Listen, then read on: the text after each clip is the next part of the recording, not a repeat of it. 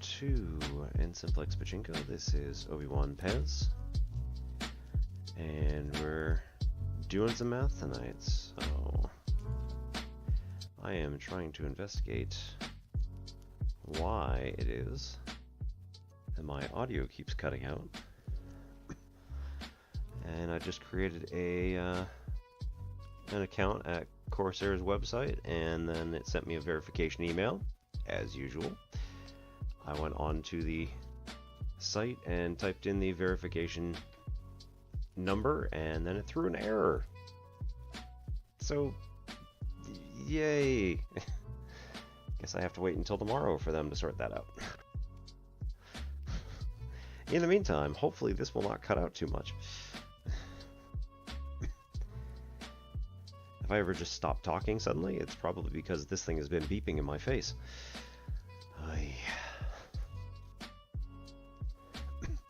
I'm about 5 seconds from riding.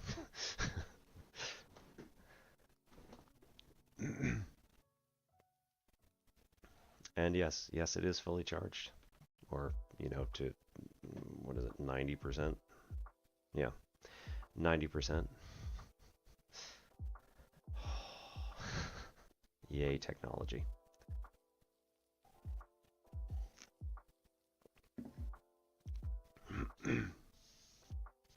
Someone else in their forum basically posted the exact same thing of like it keeps cutting out and beeping at me and all this stuff, and then somebody answered them back and asked like, what did you plug the receiver into?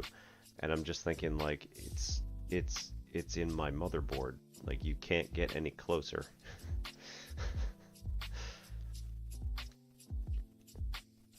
I mean, I could understand if it's plugged into like the monitor or something, that might cause an issue.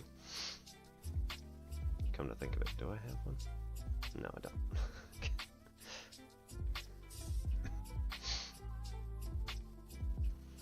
And OBS just changed all of its overlay type, or the layout that it has, which, you know, I'm not going to complain too much. It's probably fine, but it made everything larger, and I don't need the help. Like, my eyes are good.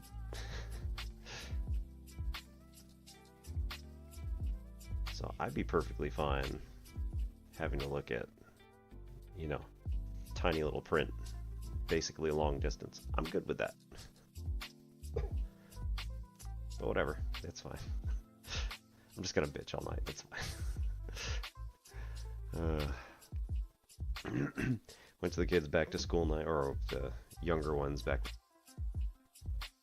to school night tonight, so met up with his teacher, who was also originally her teacher a few years ago.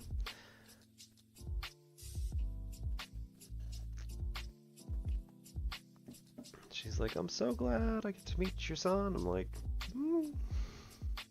hope he's been behaving.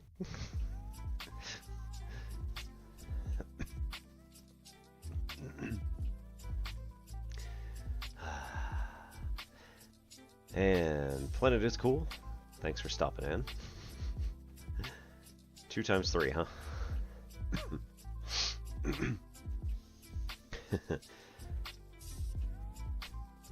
I also briefly talked with the teacher, and I was like, so if you've got any parents who are like freaked out about the Common Core thing, and this goes for like anybody, I'm trying to do some research into like trying to teach Common Core to parents. You know, just starting the preliminaries here. And she's like, oh, you're starting your PhD? I'm like, no. She just laughed. And then I'm walking outside, and I'm like, the education of parents of K-12 students in mathematics. No, stop it. Damn it. I've only been out of the house for an hour, and already I've got a thesis.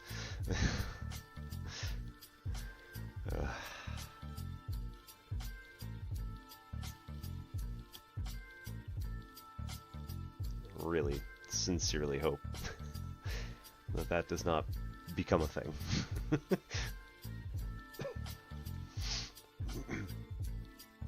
But anyway, hope y'all are doing fine tonight.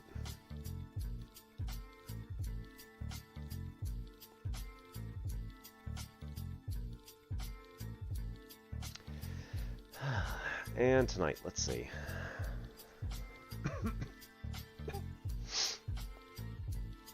What have we got coming up?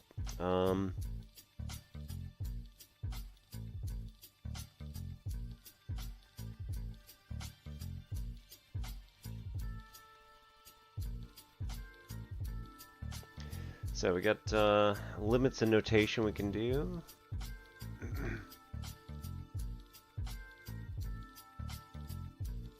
Can do common core type stuff. Oh, that's right in the way. Nice. Perfect timing, man.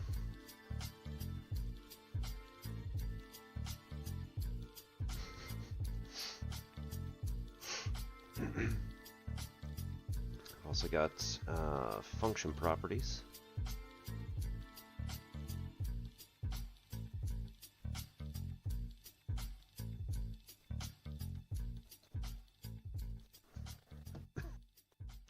Over the next couple of days, I'm going to be teaching transformations,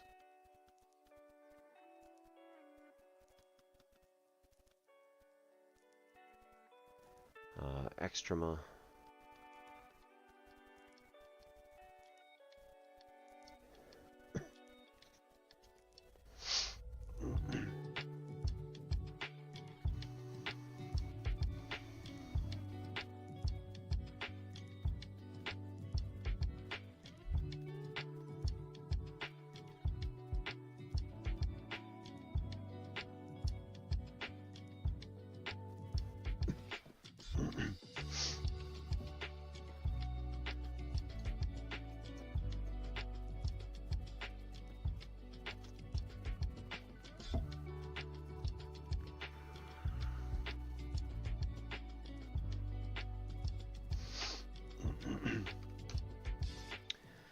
I very unfortunately put a little sugar in my coffee tonight. I'm not very impressed. The coffee itself stands on its own when it's black. I should have known better.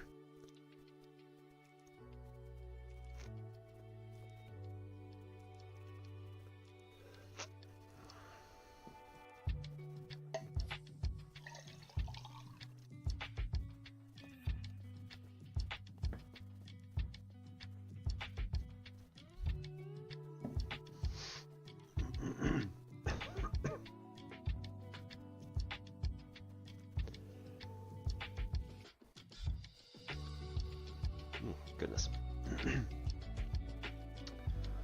Alright.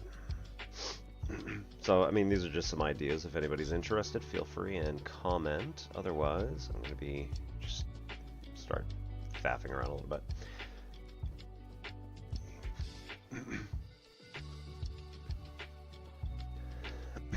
Alright. So the idea of limits, we've got Blainland. How's it going? Yeah, Pac Northwest is not doing so hot with, or is extremely hot.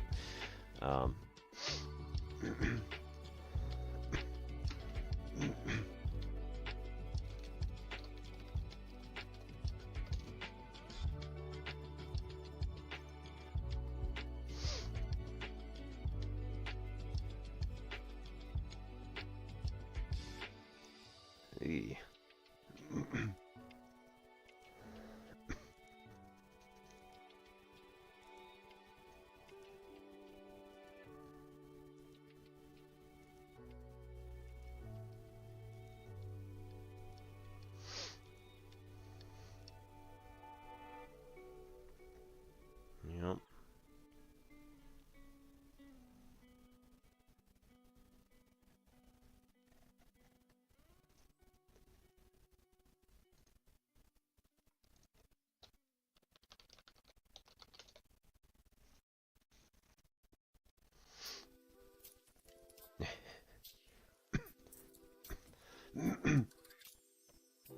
That is true, but oftentimes I forget which way is which.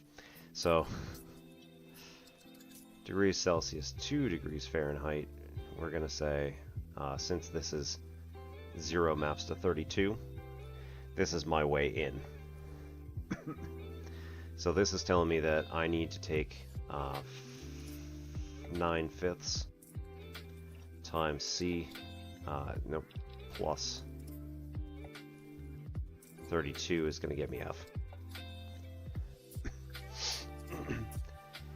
So this is all a matter of noticing where the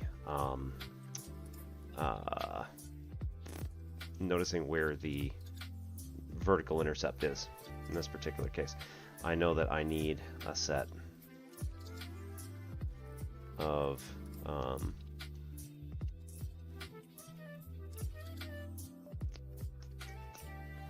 alright, now that we've got that, like I said, that's my way in. So now 44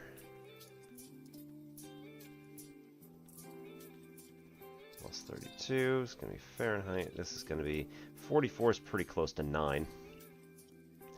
So this is going to be 9 times approximately 9 plus 32 is Fahrenheit. Again, this is just like a quick off the top of the head estimation. This is going to be 81 plus 32. So this is getting into the holy shit range. That's going to be 113 degrees Fahrenheit. So, yeah, I do not look forward to that sort of thing. This is going to be 44 degrees Celsius convert to 113 degrees Fahrenheit, approximately. Yes. This is getting to the point where asphalt will actually start liquefying. Oftentimes, if you are walking on asphalt, either the bottoms of your shoes will start to melt and then refreeze to the asphalt, or the asphalt itself will start actually desolidifying, will start melting.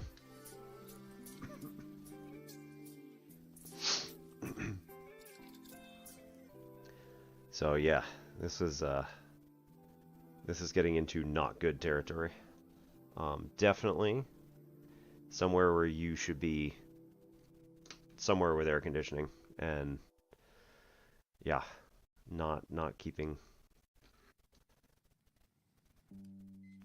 staying in the sun for any length of time whatsoever, or parking in the sun for any length of time whatsoever.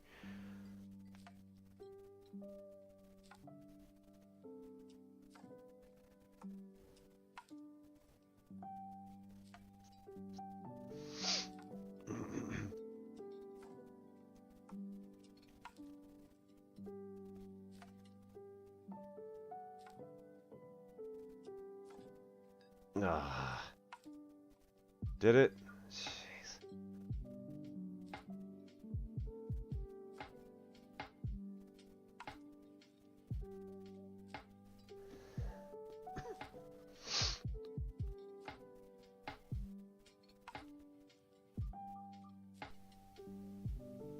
Work with me on that one. So, what about dimensions?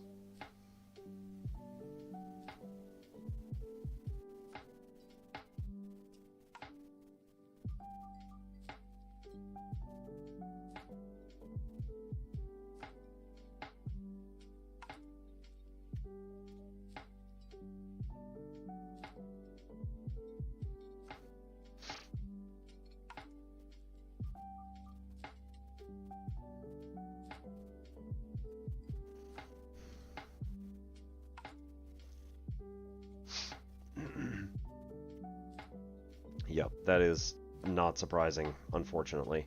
Cars can get well above 140 degrees, which is enough to cook meat. So it's extremely bad. Yes, yes. The plastic in your car can melt, and that will also cause potentially chemicals to start permeating the air inside your car. So you definitely gotta crack the windows if it's ever gonna be outside for any length of time. I mean, you can, but you're gonna want the windows open, at least, you know, at least a little bit, and you probably don't want anything in there, which is gonna potentially be a problem. like I said, that's enough to cook meat, which does also mean 140 degrees is enough to cook you. So do be careful.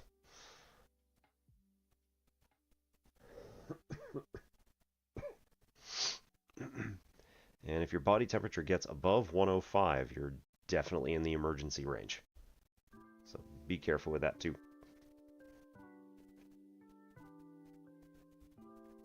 Yep. I mean, just everywhere is all messed up at this point, which is just what we're going to expect with more climate change coming. We keep adding energy to the atmosphere, it's going to become more and more unpredictable. So we're going to get extreme highs and extreme lows. Yeah.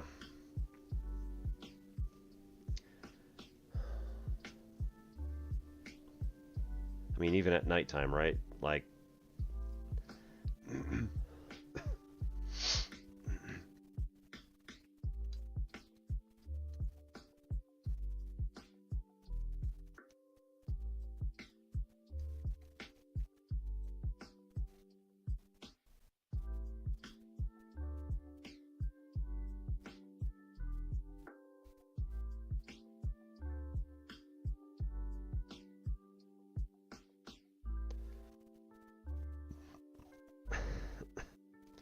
yeah. So, whenever you need the AC, it is there, but then the problem becomes at some point we're going to stress the entire power grid so much that it's just going to fail. So it will either have rolling brownouts or blackouts. And if there's blackouts in this kind of heat, it's an unfortunate thing. Yeah. It's an unfortunate thing, but if we have blackouts in this kind of weather, people are not equipped for it. You know, people end up dying in their homes. It's going to be really bad. Mm-hmm. Yep. I definitely believe it.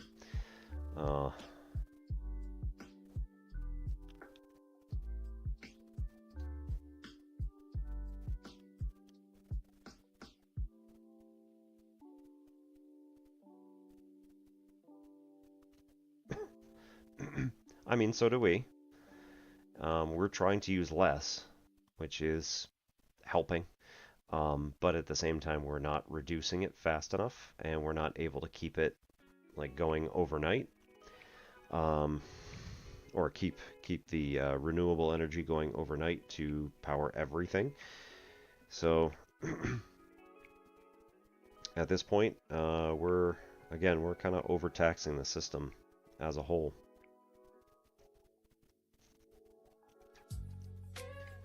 Coal has deep output, unfortunately.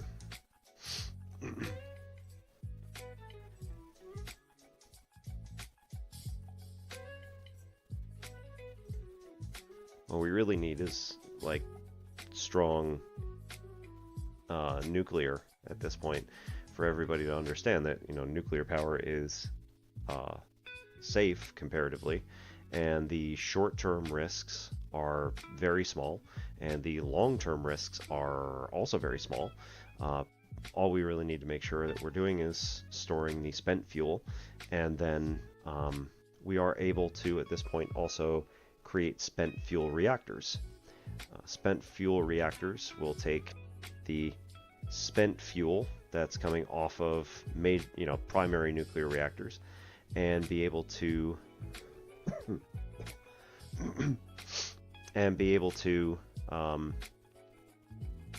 take their waste products and then decommission them even further.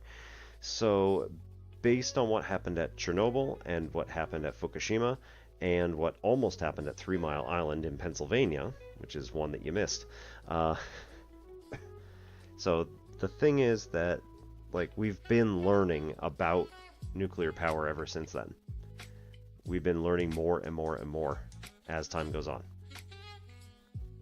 So it's not really all that dangerous, especially when you think of like the number of hours that these reactors have been going and how many reactors there are. I believe that was the automated system that recognized that it was going into a meltdown state and, like, closed off everything in a proper way. The problem with Chernobyl in Ukraine was that the automatic shutoff system, like, didn't work properly, or somebody, I don't remember exactly what happened, but, like, somebody slammed the control rods into their off position, and, like, it caused all of the water in the entire system to just boil, like, instantaneously.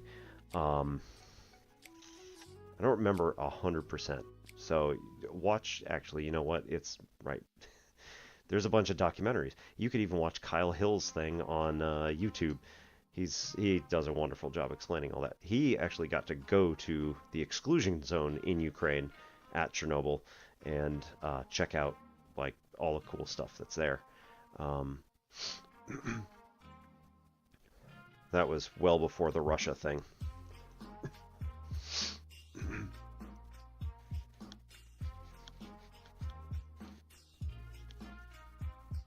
I mean, sure, it's more complicated in some sense, but, like, it's not terrible.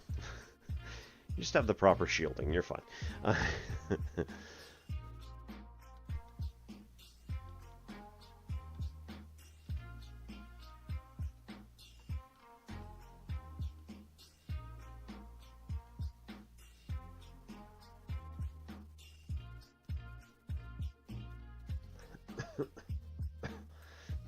I mean, I don't know any quantum mechanics, but that doesn't mean it's the hardest.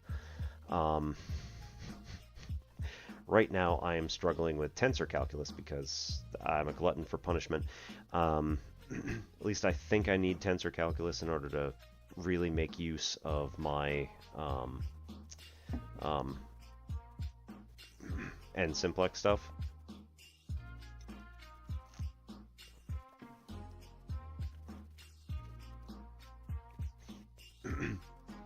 So my problem is that I really don't even know what's out there beyond what I've already studied and, like, the couple of things I've looked at.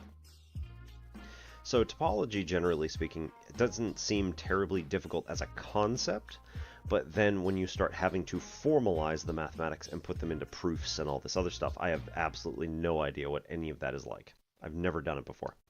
My spouse took topology and she loved it. It was just absolutely wonderful. And according to her, she had a great teacher. I mean, it really helped. I am not a good, not a terribly good student, quite frankly. So I have been working at, I have been working on TensorCalc, but I haven't been really working that diligently on it. I've been kind of, you know, dabbling here and there and trying to get it done, but at the same time, I've got a lot of other stuff going on. So I'm trying to do my work, make sure I've got all my student stuff corrected, you know, make sure all this other stuff, and then I've got like 5 books I'm trying to read. So so far, the way it's gone is I've taken Dr. Grinfeld's TensorCalc book, and it is in my bag at the moment, and it's been there for a week, 2, haven't even touched it. It's too bad, because, I mean, if I really kept at it, I think that I could finally understand some of it, and maybe even be able to put some of this on stream, and try to get my thoughts. But,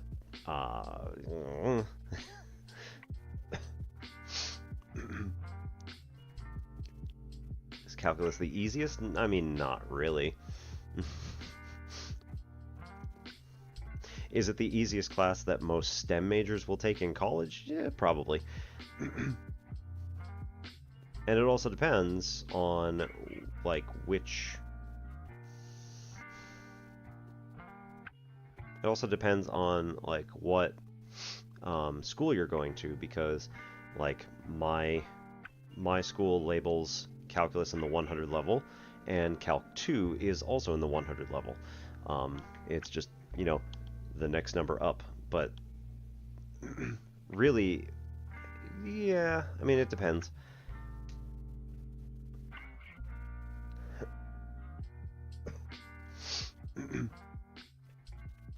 So, you know, calculus can be easy, but I think that's really if you have the foundation for it, if you understand like the notation and everything you were supposed to know from pre-calc. If you've got all that, if you've got the algebra background, then again, calculus concepts are super easy. Just like, you know, what did I just say? Topology. Just like topology. Topology concepts can be super easy. But then, like, formalizing everything and needing to know how to put the algebra on the paper can be really hard for a lot of people. Now, I found calculus pretty easy because I was very regimented in the way I was doing algebra. And when I did pre-calculus, like, I think I told you this, I had proved the change of base formula. So I went through and I said, okay, I know that I've got log base b of a, and I need to prove that this is equal to log base c of a over log base c of b.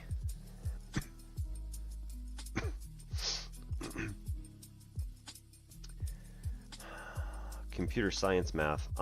So my roommate and my friend was somebody who was a computer science major, and he took formalization, I think was the class, which had, it seemed to me to be sort of like, here's a concept that you need to figure out, here's an algorithm that you need to follow, and how are we going to get this data into a mathematical formula or something like that. I'm not even sure exactly what happened.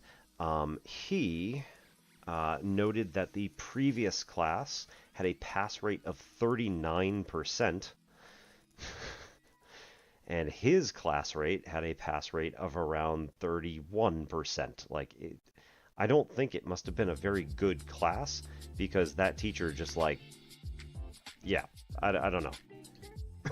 It's like the department thought it was a necessary class, and also they were just willing to like let that many people fail. Like, I don't even know. So I don't think that it must have been taught very well, if that was what was going to be.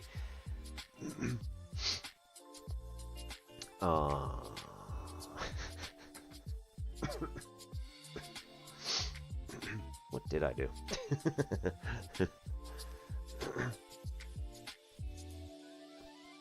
Well, these days anyway, I would take this and I would say, okay, log base b of a is going to be equal to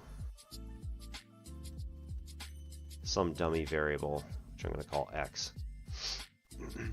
And then this is going to end up being b raised to the x is equal to a, because again, log base b of a means what exponent on a base of b is going to get us a. So what exponent on a base of b gets us a? B to the x equals a. And then you think you are in error for going for computer science? So then here I'm going to take the log base c of